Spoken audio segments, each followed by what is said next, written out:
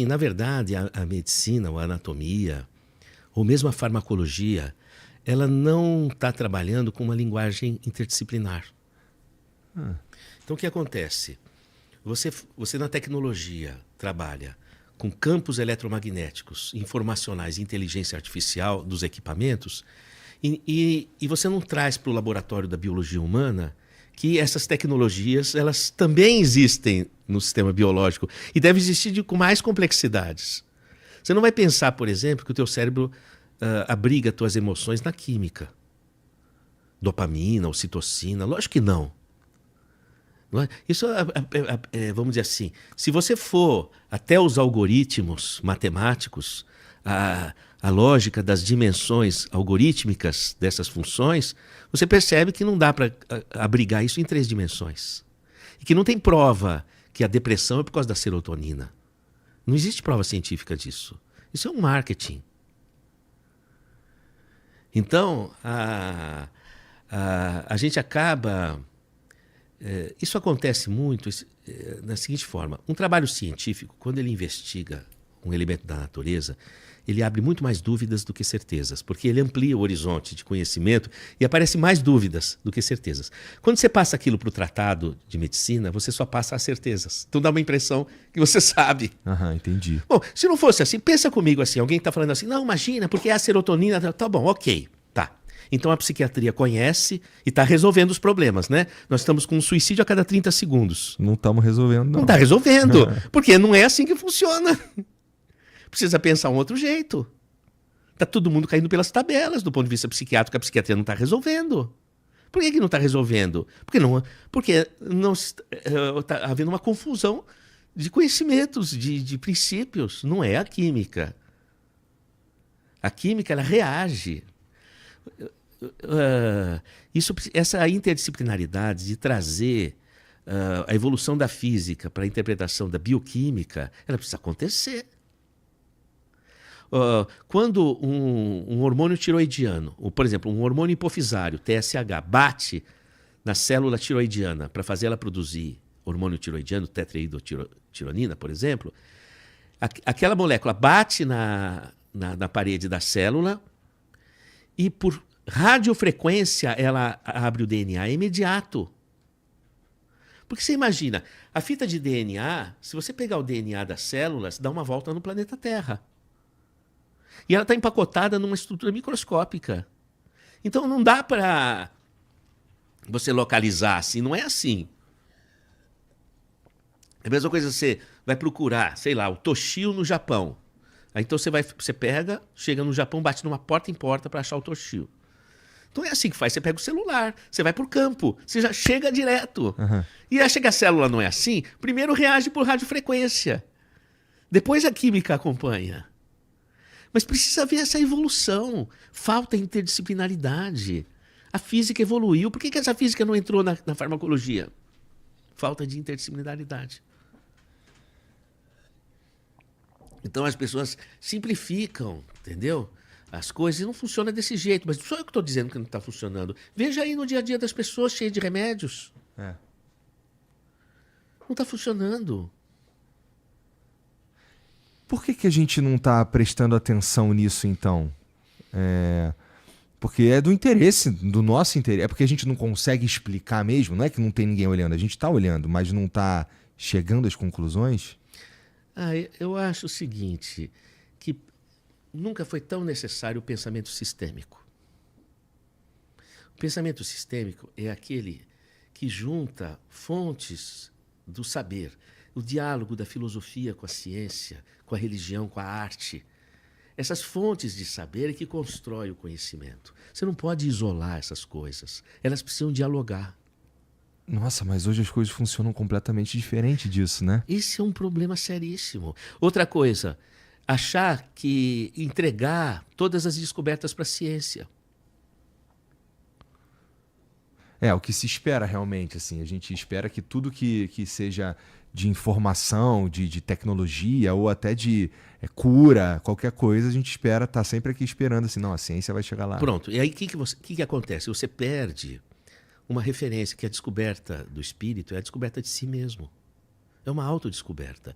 Existem coisas que a ciência não tem como te explicar, você tem que viver. O sabor da laranja. Ou você chupa a laranja, ou não dá. São saberes vivenciais. Uhum. Entende? A ciência não vai descobrir você. Ela pode descobrir um mundo de coisas fora de você, mas a sua descoberta é por sua experiência.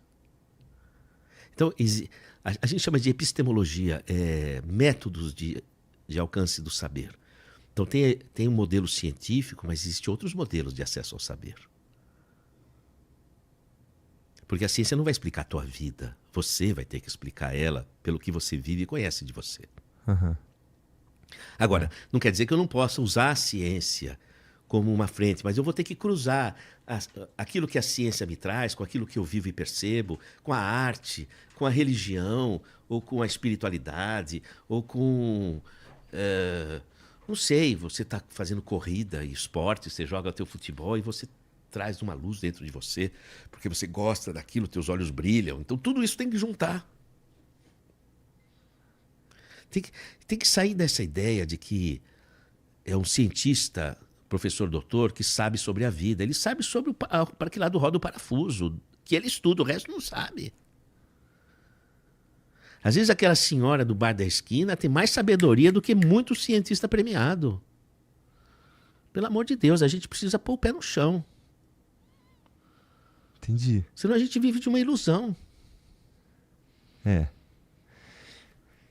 Concordo, assim. O meu avô, por exemplo, era um cara que ele não só tinha uns conselhos muito interessantes, mas como tinha também umas habilidades, assim, coisa que ninguém tem mais. Por exemplo, coisa boba, por exemplo, ele sabia a hora do dia certinho só de olhar para o céu. O cara era bom nisso. Além de toda a vivência, de conselhos e tudo mais. Mas você está falando uma grande verdade, que eu acho que a experiência de vida das pessoas tem a chance de trazer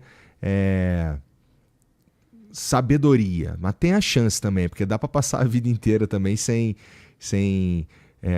perceber, ou sem, né, não vou nem dizer entender, mas sem começar, sem ter a pulga atrás da orelha de que você tem alguma coisa que na relação das pessoas, no mundo de uma forma geral, que não está nos livros, né? Tá na vida, tá na experiência, tá no jeito de como você passou por essas experiências e tudo mais. E talvez seja uma das coisas mais interessantes que tem inclusive nas relações entre as pessoas, né? Por exemplo, quando eu converso com você, por exemplo, e o jeito que você enxerga a vida, ou que o Jean, ou que o Vitão enxergam a vida, cada um vem de um lugar, cada um tem uma experiência, cada um estudou alguma coisa, ou entende mais de uma coisa que o outro, e isso traz para mim a lente, que tenho também a minha própria experiência, a minha própria vida, várias versões de o que é viver, o que é estar vivo. E para mim, cara, o efeito disso é uma... Você estava falando que quando o médico ou o cientista está pesquisando alguma coisa, que chega num lugar que expande uma porrada de coisa assim que é desconhecida e tal. E eu tenho essa sensação o tempo inteiro, que assim, à medida que eu vou conversando com pessoas que têm pontos de vista diferentes sobre a vida, eu percebo tanto que eu não sei nada de nada e vários universos se abrem quase que todo dia. E essa é belo e assustador também. Você vê, o seu avô olhava o céu. Uhum. A gente esqueceu o céu e olha o relógio. Verdade. Então, quando você deixa de olhar o céu, você perde a cognição cósmica. Porque o desenvolvimento da cognição cósmica, que permite a tua localização, ela precisa ser estimulada. Se você não estimula, você não desenvolve neurônio de percepção cósmica. Então, você acaba tendo uma sensação que não sabe por que você está aqui. Quando você olha as estrelas, olha a lua, presta atenção no céu, e você perscruta, pesquisa, mesmo que seja poeticamente, tenta perceber o que você sente, você começa a desenvolver uma cognição cósmica. E a tua inteligência te abre para uma percepção além. Desculpa a pergunta idiota, mas o que é a cognição cósmica? Veja, o que você precisa para saber resolver uma equação matemática? Você precisa desenvolver a cognição lógico-matemática. Então você faz exercícios de matemática. Uhum. O que você precisa para desenvolver a cognição estereoespacial? Você precisa fazer ginástica, equilíbrio, força, coordenação motora. Você desenvolve uma coordenação psicomotora. É uma cognição psicomotora. Você vai aprender a desenhar. Então você desenvolve uma cognição. Aprender a colocar as cores. Você desenvolve uma cognição artística. Não é? Quando você olha para o céu e observa a natureza, você começa a desenvolver os neurônios de percepção cósmica, de autolocalização, de autodescoberta, abre horizontes. Isso é uma experiência. Não adianta eu falar, só se você viver. Uhum. E nós perdemos esse movimento de olhar para o céu. Eu tive o ano passado no Museu do Prado de Madrid e tinha um estudo muito interessante que eu peguei lá de desenhos rupestres, que são desenhos nas cavernas, da época das cavernas. E tinha os desenhos de touros. E na frente do touro, do olhar do touro, tinha 6 pontos. E eles descobriram que aqueles 6 pontos eram a constelação de Pleiades, que tem 6 estrelas visíveis. E que na época das cavernas eles perceberam. Quem é que... O homem das cavernas percebia a constelação de Pleiades. Então, esse movimento de olhar e perceber te dá uma capacitação. O que queria dizer aquele desenho rupestre? Queria dizer alguma conexão que eles estavam vendo. Agora, pensa comigo. De onde vieram todos os elementos químicos? Vieram do universo. Vieram das estrelas. Das estrelas. Porque a estrela é uma fornalha. Então, ela é formada por hidrogênio, hélio, que são átomos pequenos. Com a fornalha, esses átomos se fundem e formam átomos mais complexos. Aí formam o cálcio, o fósforo, o mercúrio, não é? Então, todos os elementos químicos vieram das estrelas. E nós viemos de onde? A gente é pó de estrela também, né? O nosso corpo é mais em nós. Entendi. Porra, não faço a menor ideia se a gente soubesse. Então, mas você entende que para a gente poder ter uma percepção disso, a gente precisa ter aquilo que eu estou chamando de cognição cósmica, sabe? Tem que ter desenvolver esse movimento. Entendi.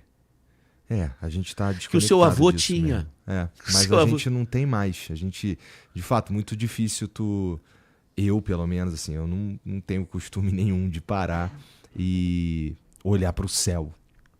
Pois é, porque a escola... Mas sabe que a primeira vez... Teve uma vez que eu lembro disso porque me marcou muito. Eu servi. Em 2004 eu estava no quartel. E aí era um domingo e era lá no Rio e era no Forte do Leme, que é bem na beira da praia.